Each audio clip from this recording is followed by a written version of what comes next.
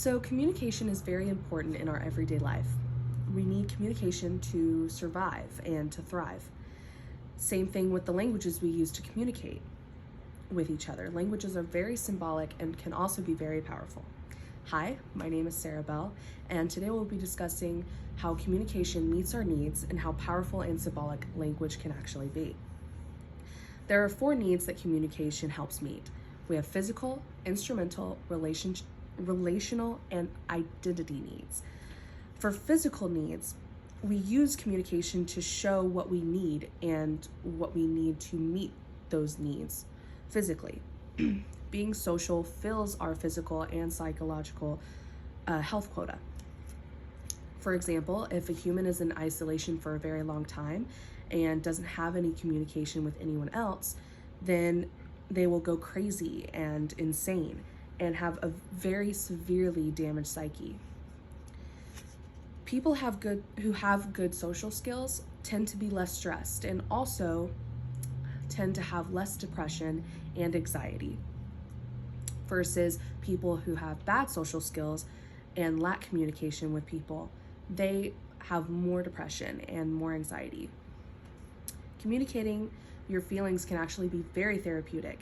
And I guess that's why therapy is so big, is because it actually helps the people who go to therapy, getting those feelings out. Satisfying those physical needs actually help us to function normally as humans. Instrumental needs are needs that help get things done on a day-to-day basis. Completing short and long-term goals daily are ongoing communicative tasks. This includes getting info and getting support and also influencing others. A research area within communication that examines compliance, gaining communication, or communication that examines compliance aimed at getting people to do something or act in a particular way. This compliance gaining research focuses on daily interpersonal reactions. And some tactics and examples of compliance gaining are offering rewards, which is a very positive way of getting someone to get, for someone seeking compliance. You have threatening punishment, which is also a negative way of seeking compliance. We have using expertise, which is someone seeking compliance acting like they know better. We have liking, which is the person seeking compliance acting friendly in order to get what they want. And then we have debt, which is the person seeking compliance calling in favors to get what they want. Then we have the last 2, which is altruism, which is the person seeking compliance claims they only want what's best for that person. And then we have esteem, claiming that the person seeking compliance claims that they will think more highly of them if they do what they want. Now for relational needs, this includes needs that help us maintain social bonds and interpersonal relationships. So this is what helps us be in a relationship, whether it's good or bad. This helps us connect socially the way humans need to survive. We have nonverbal communication, which is to assess whether someone is interested in talking or not. And then once you've figured that out, you have verbal communication, which is to actually start the conversation. Then your relationship forms, and communication is used to continue that relationship. Relationships require maintenance. You have to continuously communicate with that person in order to maintain that relationship. Otherwise, it'll end due to the lack of communication.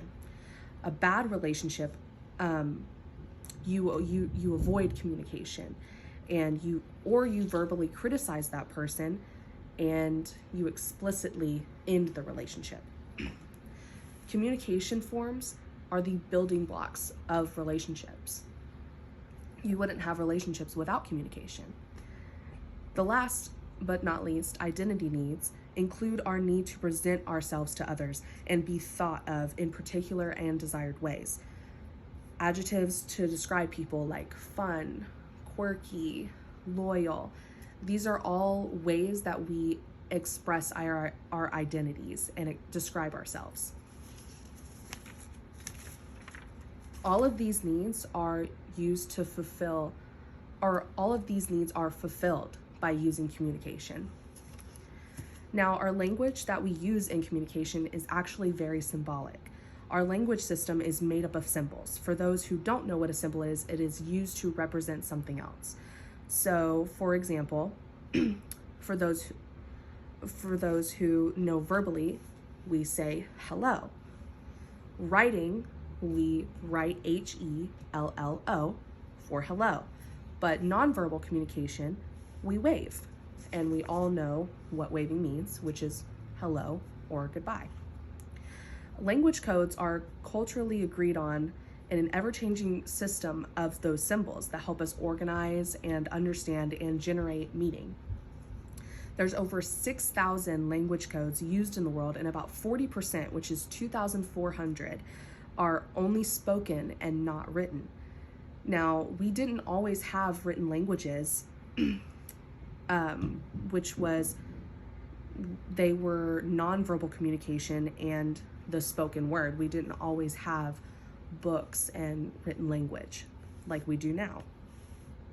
They used to use objects to communicate. Now, for example, an example that was in the textbook, a farmer would use pebbles to represent his chickens.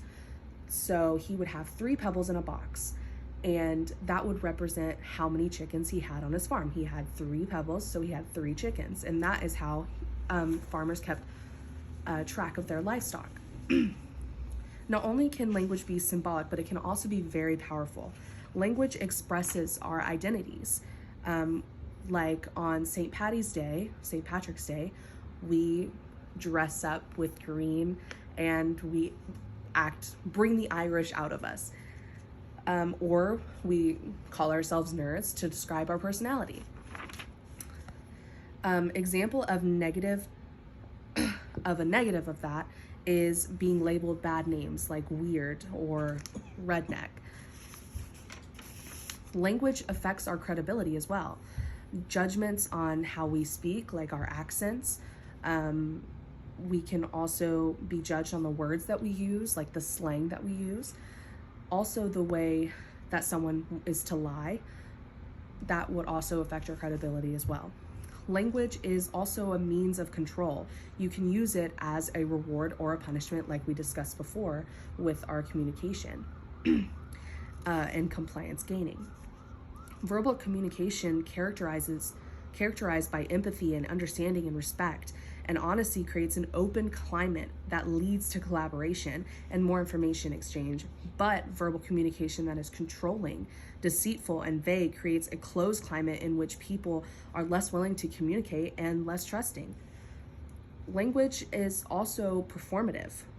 Communication with intent like I promise, I guarantee, I pledge. And one of the biggest widespread known ones is I do.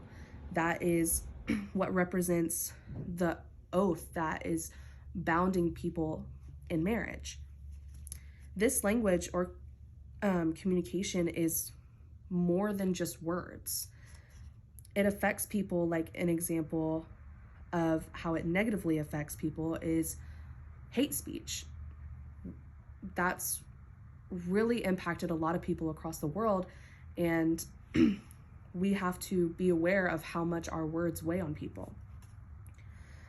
On a better note, language can also be fun. We have word games like Scrabble, Words with Friends, crossword puzzles, and word searches. We have palindromes like race car, which means the word is spelled the same backwards and forwards. We have contronyms. These words have 2 opposite meanings. So for example, sanction can mean to allow or to prevent. And last but not least, our language is very dynamic. It's ever changing with new words and slang, and we have new ways to talk, and the meanings of those words change every day.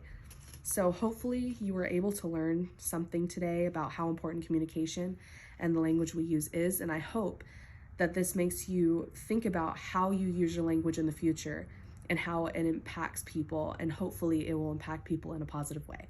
Thank you.